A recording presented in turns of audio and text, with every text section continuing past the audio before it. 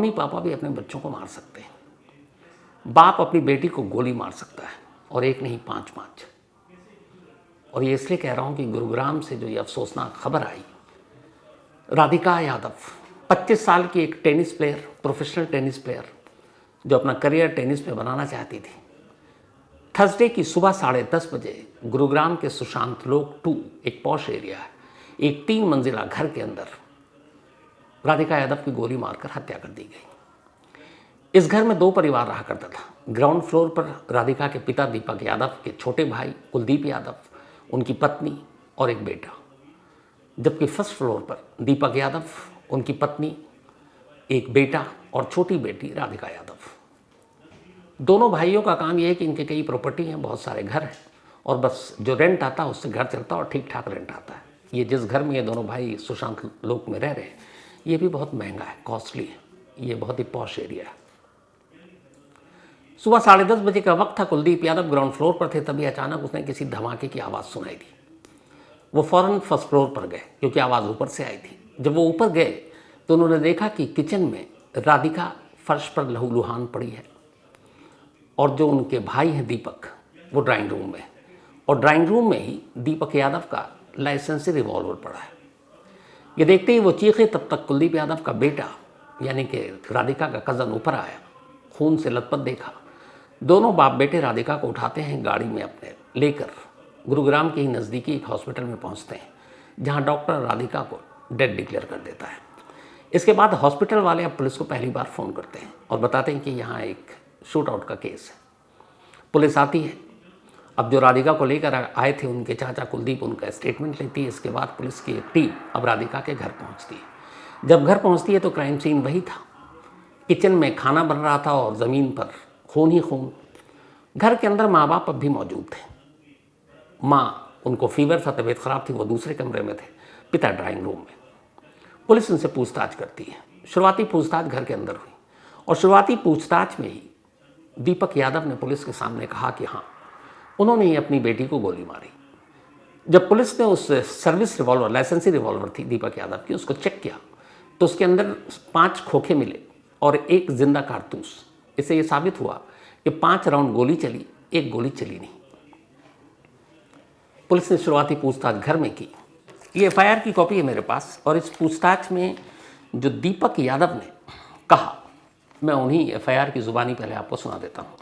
इसमें दीपक यादव से जब पुलिस ने पूछा कि राधिका यादव को किसने मारा, तब उन्होंने कहा कि मेरी लड़की राधिका टेनिस की प्लेयर है और नेशनल तक खेली है, काफ़ी ट्रॉफी जीत कर लाई है। कुछ दिन पहले मेरी लड़की ने कंधे में इंजरी होने के कारण खेल छोड़ दिया। उसने अपनी एकेडमी खोल रखी थी जो बच्चों को कोचिंग देती थी। जब मैं गांव में दूध लेने के लिए वजीराबाद जाता था तो लोग मुझे कहते थे कि आप लड़की की कमाई खाते हो, जिससे मैं काफ़ी परेशान था। वो लोग मेरे लड़की के चरित्र पर भी उंगली उठाते थे, यानी कैरेक्टर पर। जब मैंने अपनी लड़की से कहा कि आप टेनिस की एकेडमी जो खोल रखी है उसको बंद कर दो, लेकिन मेरी लड़की ने एकेडमी बंद करने से मना कर दिया। जो मेरे दिमाग में यही टेंशन रहती थी, मेरे मान सम्मान को ठेस पहुंचती थी, जिससे मैं काफ़ी परेशान और टेंशन में था। और इसी टेंशन के चलते मैंने अपनी लाइसेंसी रिवॉल्वर निकाली। जब मेरी लड़की राधिका रसोई में खाना बना रही थी तो मैंने अपनी लड़की राधिका यादव की कमर पर पीछे से 3 गोली मारी, जो मैंने ही अपनी लड़की की हत्या की है। ये एफआईआर में दर्ज है। एफआईआर एक कानूनी दस्तावेज ज़रूरी है, लेकिन ये आखिरी सच नहीं है, क्योंकि अब ये मामला कोर्ट में जाएगा आगे जो होगा।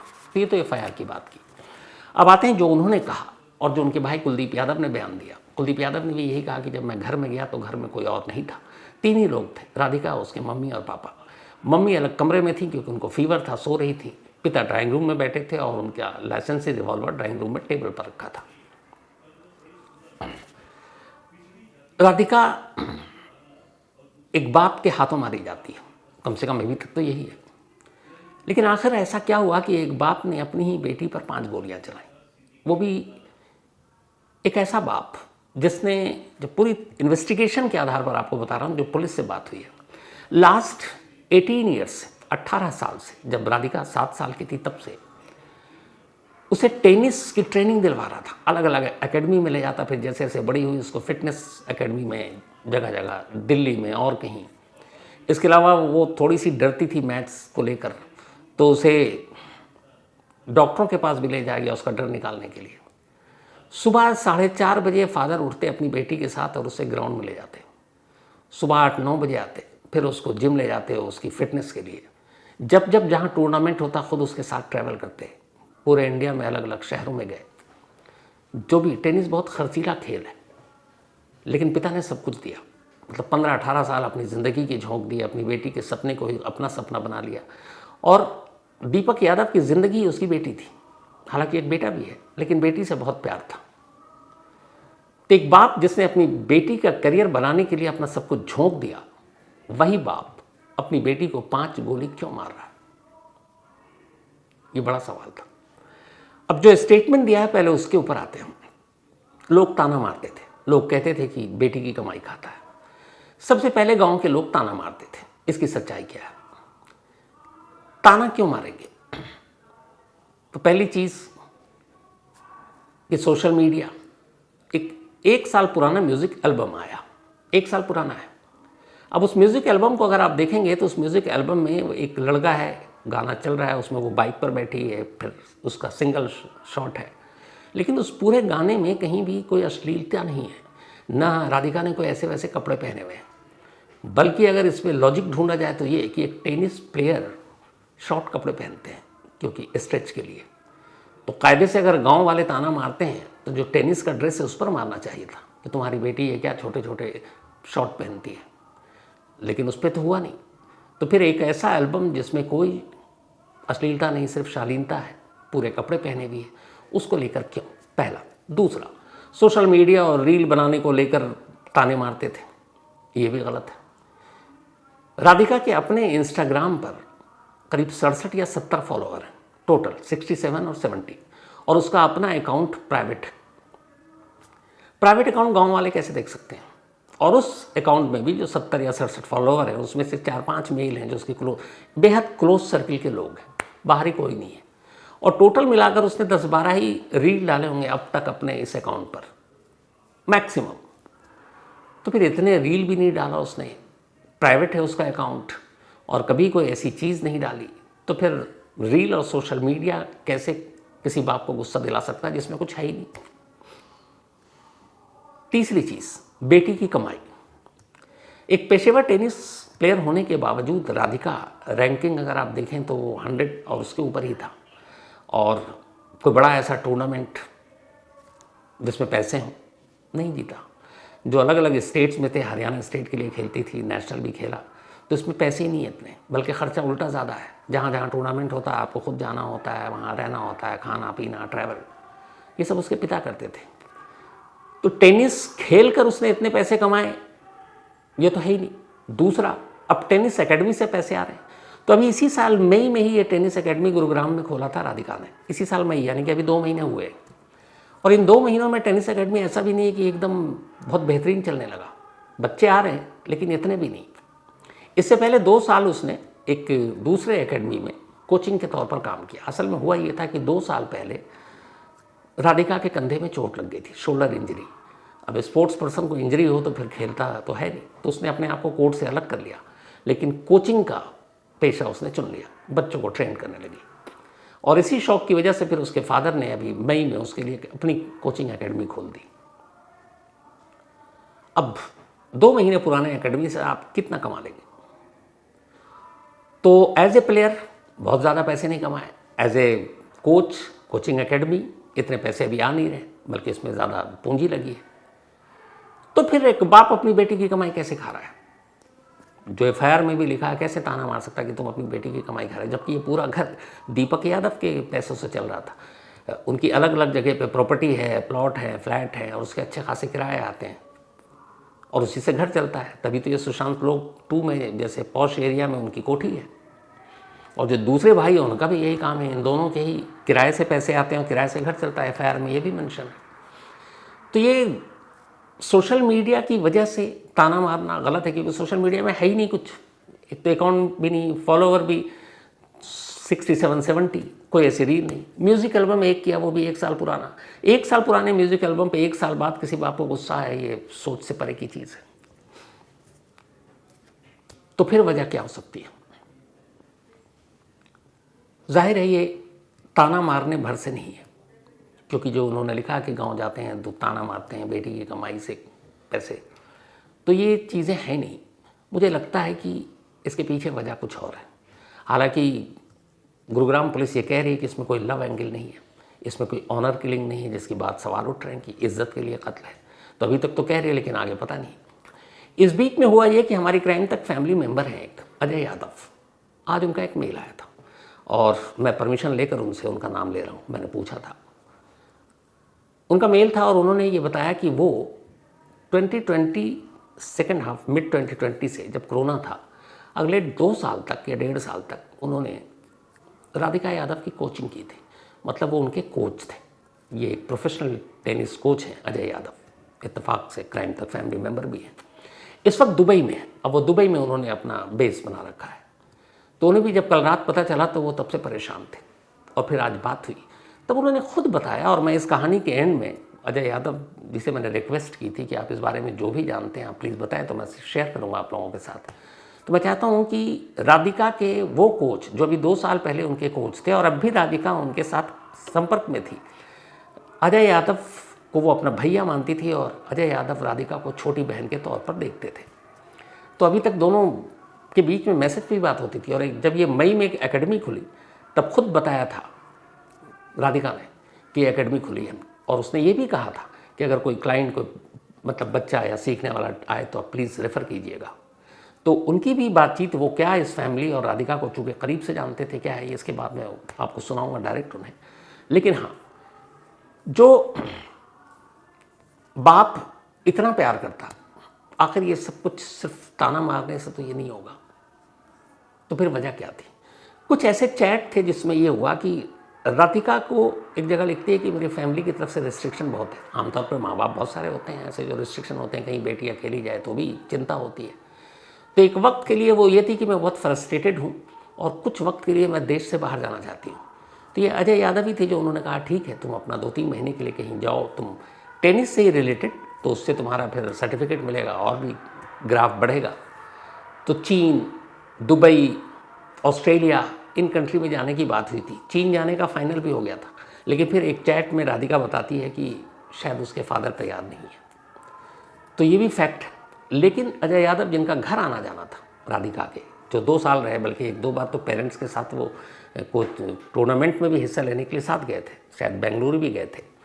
तो उन्होंने कहा कि वो देखा कि हर दिन जितना राधिका मेहनत करती थी उसके पिता उतनी मेहनत करते थे, उसको ग्राउंड में लाने में, ट्रेनिंग देने में, उसको जिम ले जाने में, सब कुछ किया।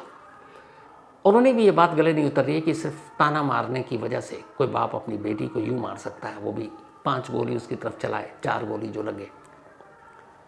तो फिर सवाल है उस कमरे में क्या हुआ? थर्सडे की सुबह 10:30 बजे सुशांत लोक के इस अपार्टमेंट में जो भी हुआ, 3 लोगों को ये बात पता होगी। एक राधिका, दूसरे दीपक यादव और तीसरी उनकी माँ अंजू। हालांकि अंजू यादव ने पुलिस गई थी, उन्होंने स्टेटमेंट देने से मना कर दिया। उन्होंने कहा कि चूंकि मैं कमरे में थी, फीवर थी, मुझे कुछ पता नहीं, मैंने देखा नहीं। लेकिन कहीं ना कहीं ये वो राज है जो ये परिवार तो जानता है। अब वो राज क्या है नहीं मालूम। 1 दिन की पुलिस कस्टडी मिली है दीपक यादव की। आज जब कोर्ट में पेश किया गया, अगर आप विजुअल देखेंगे तो चेहरे पे कोई भाव नहीं है, मतलब एक ऐसा कोई पछतावा उस तरह कभी दिखाई नहीं दिया। तब ये 24 घंटे हैं इस वक्त गुरुग्राम पुलिस के पास। हो सकता है पुलिस कस्टडी और बढ़ भी जाए। आला कत्ल यानी जिस रिवॉल्वर से, लाइसेंसी रिवॉल्वर से कत्ल हुआ, पुलिस के पास ऑलरेडी मौके से मिल चुका है। एक्सेप्ट कर चुके हैं अपना जुर्म दीपक यादव। फैमिली से बात हो रही है, भाई ने भी स्टेटमेंट दे दिया है। लेकिन अभी सिर्फ एक जगह पर आकर सवाल रुका हुआ, और वो ये कि वाकई राधिका यादव को सिर्फ ताना मारने की वजह से एक बाप ने मार डाला, या इसके पीछे कुछ और वजह है? और वो वजह क्या है? और वो वजह सब कोई जानना चाहता है। तो पुलिस इन्वेस्टिगेशन में लगी हुई है। जैसी वो वजह सामने आएगी आप तक ज़रूर पहुंचाऊंगा। लेकिन मैं चाहता हूं कि एक बार आप राधिका के कोच अजय यादव, जिनसे मैंने रिक्वेस्ट की थी, and thank you so much Ajay भाई, आपने रिक्वेस्ट को एक्सेप्ट किया। क्राइम तक फैमिली के साथ मेंबर के साथ शेयर करना चाहता हूँ कि उन्होंने क्या कुछ देखा था उन 2 सालों में। और चूँकि अभी भी वो राधिका के कांटेक्ट में थे, वो किसी भी तरह के सजेशन और बाकी चीज़ें उनसे पूछती थी, व्हाट्सअप चैट है उसके उनके पास भी है। तो वो सारी चीज़ें उन्होंने क्या देखा, फैमिली के बारे में क्या उनको लगता है, फादर के बारे में वो क्या कहते हैं, ये सारी चीज़ें मैं चाहता हूँ आप अजय यादव जी की ज़ुबानी ही सुने तो बेहतर होगा। तो ख़ास अजय यादव जी ने ये भेजा वीडियो और आप लोगों के लिए, तो प्लीज़ पहले इसे सुन लीजिए। हाय, मेरा नाम अजय यादव है और मैं राधिका यादव का टेनिस कोच रह चुका हूँ। 2020 मिड से लेके 2022 स्टार्टिंग तक वो मेरे साथ थी और मैं राधिका के परिवार को बहुत अच्छे जानता हूँ, क्योंकि हमने बहुत टाइम साथ में स्पेंड किया है ड्यूरिंग द ट्रेनिंग। 3 से 4 घंटे हम रोजाना एक साथ टाइम स्पेंड करते थे मॉर्निंग और इवनिंग में। और राधिका बहुत पैशनेट थी टेनिस को लेके। ऐसा नहीं है कि उसके घर वाले नहीं थे, उसके घर वाले इक्वलेंट थे और वो भी बहुत ज़्यादा पैशनेट थे उसकी टेनिस को लेके। उसको टेनिस प्लेयर बनाना चाहते थे अच्छे लेवल का। उसके लिए उसके पापा ने भी कम हार्डवर्क नहीं किया, जितना वो हार्डवर्क करती थी उतने उसके पेरेंट्स भी करते थे। उसके साथ सुबह उसके साथ ट्रेनिंग पे जाना, फिर शाम में उसको दिल्ली में फिज़िकल फिटनेस कराने लेके जाना। तो जब ये न्यूज़ सामने आई तो मेरे को खुद काफ़ी टाइम तक शौक रहा कि मैंने देखा कि यार ऐसे कैसे हो सकता है कि एक बाप जो अपनी बेटी से इतना प्यार करता है, जिसने अपने 15 साल अपनी बेटी को दिए हैं टेनिस के ऊपर, जिस बाप का सिर्फ एक ही काम था कि उसको ट्रेनिंग कराना, उसके खाने का ध्यान रखना, उसको फिज़िकल फिटनेस कराने लेके जाना, फिर उसके शोल्डर में काफ़ी टाइम तक वो इंजर्ड रही है तो उसको डॉक्टर के पास रिहैब करा के लेके जाना। तो जब ये न्यूज़ सामने आई तो काफ़ी देर तक तो मुझे भी डाइजेस्ट नहीं हुई, क्योंकि एक बाप जो अपनी बेटी से इतना प्यार करता है वो उसको ऐसे नहीं मार सकता किसी के टोंट पे, किसी वीडियो पे। क्योंकि कल से जो न्यूज़ में आ रहा है वो यही आ रहा है कि कोई कह रहा है कि यार वो रील के चक्कर में मार दिया, गांव वाले बात करते थे। कोई कह रहा है एकेडमी के चक्कर में मार दिया, क्योंकि लोग कह रहे थे कि अपने बेटे के पैसे खा रहा है। पर्सनली जितना मैं जानता हूँ राधिका की फैमिली को, क्योंकि मेरा बहुत आना जाना था उनके घर पे ड्यूरिंग कोविड। ऐसा नहीं है कि राधिका पैसे कमा रही है तो उसके घर वाले पैसे नहीं कमा रहे। उसके पापा का अच्छा खासा रेंट का पैसा आता था और राधिका से ज़्यादा ही आता होगा। और दूसरी बात जब आई कि रील की है, तो जब मैं उसका इंस्टाग्राम देखता हूँ तो उसमें 6 पोस्ट है गिन के और 70 लोगों को फॉलो करती है, 70 उसको फॉलो करते हैं जो उसके नोनी है, जिनको पर्सनली जानती है। और मेरी और राधिका की बॉन्डिंग बहुत अच्छी थी, क्योंकि वो मुझे सर नहीं कह के बुलाती थी, मुझे अपना भाई मानती थी, तो मेरे को भैया कह के बुलाती थी। तो हमारी बॉन्डिंग ऐसी थी, मुझे चीज़ें शेयर भी कर लेती थी। तो रिसेंटली 2024 अक्टूबर नवंबर के आसपास में उसका मेरे पास मैसेज भी आया था। उसने बोला भी मुझे कि भैया मुझे इंडिया से बाहर जाना है, मुझे निकलना है, मैं बहुत फ्रस्ट्रेटेड हूँ, मैं बहुत थक गई हूँ, यहाँ पर बहुत रिस्ट्रिक्शंस हैं, मेरे से नहीं रहा जा रहा है इधर। तो मेरी काफ़ी देर उससे फ़ोन पे बात हुई। तो मैंने उससे पूछा कि क्या चाहते हो, कहते मुझे दुबई आना है या ऑस्ट्रेलिया, चाइना, कहीं पे भी मेरा कुछ करवा दो अगर कोई लिंक्स है। तो फिर मैंने चाइना में बात करके उसका पूरा ऑलमोस्ट हो भी गया था, सेटअप भी हो गया था। मगर बाद में कुछ कारणों के कारण उसने जो उसने मुझे बताया, मैंने उससे पूछा क्या बात हुई, तो उसने मुझे बोला कि पहले तो उसने मुझे बोला भैया यार कोई डिग्री का प्रॉब्लम, मेरी डिग्री नहीं आई है। मैंने कहा अच्छा। फिर उसने बोला नहीं भैया पापा भी मना कर रहे हैं, पैसा भी कम है। तो मैंने उसको बोला कि मैंने अगर तेरे को 2-3 महीने के लिए ही जाना है, अगर बाहर निकलना है तो मतलब कि एक्सपीरियंस के लिए आप कर लो, इतना कोई ज़रूरी नहीं है आपको, आपका एक्सपीरियंस आपको मिल जाएगा तो आपका लेवल भी ऊपर हो जाता है, आप कहीं पे भी काम करने जाओ। फिर रिसेंटली उसका 11 मई के आसपास है, मुझे पता चला कि उसने टेनिस अकेडमी स्टार्ट करी है गुड़गांव में। तो मेरी उससे बात हुई, मुझे उसको कॉन्ग्रेचुलेट किया। उसने मुझे बोला कि भैया कोई हो खेलने वाले या कोई क्लाइंट्स हो जिनको खेलना हो तो आप मेरे को रेफ़र कर देना। तो मैंने बोला हाँ बिल्कुल मैं तेरे को रेफ़र करूँगा। और मुझे जहाँ तक कि मुझे आइडिया है कि शायद वो एकेडमी भी उसके पापा ने ही उसको खोल के दी थी। और अगर उनको एकेडमी से दिक्कत थी तो जो वो इतने टाइम से काम कर रही थी तो उससे भी दिक्कत होनी चाहिए थी। अगर उस काम से दिक्कत थी तो वो इतने टाइम से टेनिस खेल रही थी, जिस तरह की ड्रेस टेनिस प्लेयर पहनते हैं वो थोड़ी छोटी होती है, क्योंकि वो थोड़ा कंफर्टेबल रहता है भागने के लिए, स्ट्रेच करने के लिए, तो उसमें भी दिक्कत होनी चाहिए थी। और वो दिक्कत तो उनको पिछले 15 साल से होनी चाहिए थी। एकदम से गोली मार देना मुझे नहीं लगता, जो पर्सनली मुझे जो फील होता है कि ऐसा नहीं हुआ होगा कि इतनी सी बात पे कोई अपना बाप अपनी बेटी को गोली मार सकता है, जो कि अपनी बेटी से बहुत प्यार करता है। उस कमरे में क्या हुआ क्या नहीं हुआ वो दो लोग ही जानते हैं, एक राधिका और एक उसके पापा दीपक यादव, कि ऐसी क्या बात हुई, इतना क्या गुस्सा आया उनको कि इतनी जिस बेटी से वो इतना प्यार करते थे, जिसका वो इतना ध्यान रखते थे, उनको उन्होंने गोली मार दी। जब से मुझे ये पता चला है मैं खुद शॉक में हूँ और मैं खुद चाहता हूँ कि राधिका को इंसाफ मिलना चाहिए, क्योंकि उसके लिए वो मेरी एक स्टूडेंट नहीं थी, वो मेरे लिए मेरी छोटी बहन थी।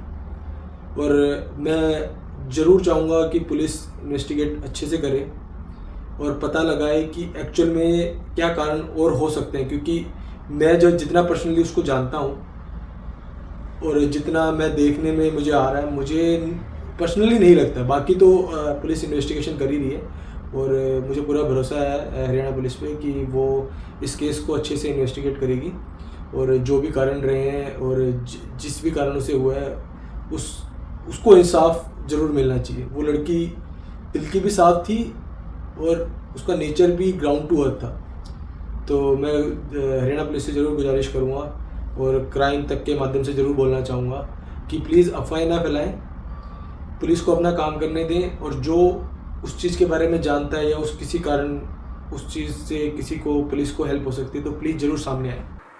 तो ये राधिका के कोच थे जो 2 साल तक 2020 से 2022 तक शायद साथ रहे, अब दुबई में हैं, लेकिन अब भी राधिका के टच में थे और ये खुद हैरान है। और अजय यादव भी चाहते हैं कि राधिका को जस्टिस मिले और सच्चाई सामने आए, एक वजह सामने आए। और ये वजह सामने आना इसलिए भी ज़रूरी है क्योंकि ये आम कत्ल नहीं है। एक सवाल जो मैंने शुरू में कहा था कि 17 साल पहले सर उठाया था कि क्या एक माँ बाप मम्मी पापा अपने बच्चों को मार सकते हैं, वही सवाल फिर उठा है, लेकिन इस बार सवाल जवाब के साथ उठा कि हाँ मार सकते हैं क्योंकि दीपक यादव ने मारा है, अपनी बेटी को गोली मारी है। लेकिन वजह क्या थी? क्या मतलब कोई ये कहे कि आप बेटी की कमाई खा रहे हैं तो इतना गुस्सा आ सकता है कि अपनी बेटी को ही अपने हाथों से मार दे, या कोई ताना मारे कि तुम्हारी बेटी ऐसा कर रही है वैसा कर रही है, उस पर भी इतना गुस्सा है कि वो बेटी को मार दे, या फिर कुछ और। मालूम नहीं वजह इस वक्त एग्जैक्ट क्या है, पर जो भी वजह होगी शायद जल्दी सामने आ जाए।